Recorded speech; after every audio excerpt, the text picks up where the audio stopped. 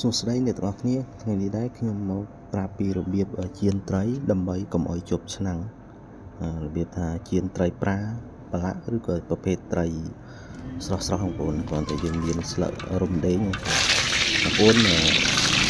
ត្រួតគ្នាពីលើគ្នា3ស្លឹកហ្នឹងដាក់ជាមួយខ្លាញ់បងប្អូនដាក់ត្រីចូលបងប្អូនធានាថាអត់ជាប់ខ្លាញ់ហើយឆ្អិនល្អហើយឈ្ងុយទៀតបងប្អូនណាអានេះខ្ញុំយកស្លឹករំដេងបងប្អូនស្លឹករំដេងគឺស្លឹកចេកអញ្ចឹងពុកម៉ែបងប្អូន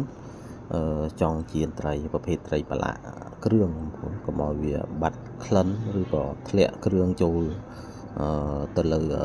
ផ្ទះអីចឹងបងប្អូនអាចធ្វើតាមរបៀបខ្ញុំនេះបានបងប្អូនចំពោះត្រី